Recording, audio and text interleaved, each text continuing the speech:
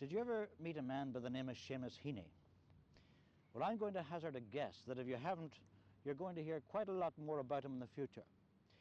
He's just published a book.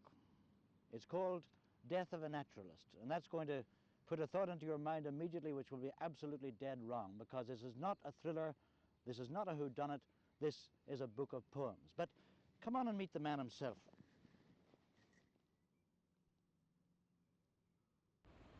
And whether he's looking for inspiration or not, here he is down by the river. Seamus, I'm going to ask you the first question, which I'm sure is in everybody's mind. Why did a poet call a book of poems Death of a Naturalist? Well, to answer that, I suppose I'd have to tell you about myself a bit. I was born in County Derry and lived there for the first really 20 years of my life. And in a sense, I was in the natural habitat there as my natural surroundings. In every sense, I was born there, and it was much more a countryside, an unspoiled natural countryside from where I'm living now, which is in Belfast. And I have settled in Belfast, you might say. I have removed myself from an environment that was natural to one which you might say is man-made. The kind of work I'm doing is not at all connected with the kind of work which my ancestors did.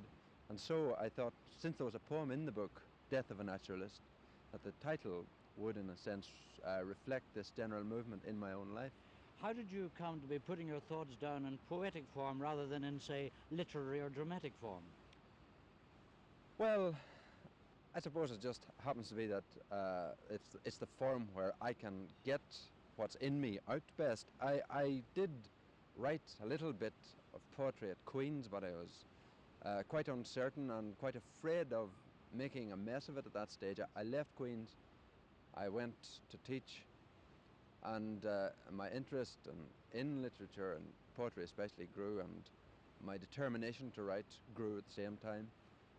I don't think I could really answer it except to say that it seemed to me that I could do the poetry better than anything else. Well, Seamus, by pure arrangement, I happen to have a copy of your book with me. Would you like to read us one of your works, just here in the open air? Yes, thanks.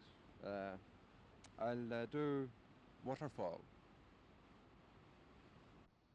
The burn drowns steadily in its own downpour. A helter-skelter of muslin and glass that skids to a halt, crashing up suds. Simultaneous acceleration and sudden braking. Water goes over like villains dropped screaming to justice. It appears an athletic glacier has reared into reverse, is swallowed up and regurgitated through this long throat. My eye rides over and downwards, falls with hurtling tons that slabber and spill. Falls, but records the tumult thus, standing still.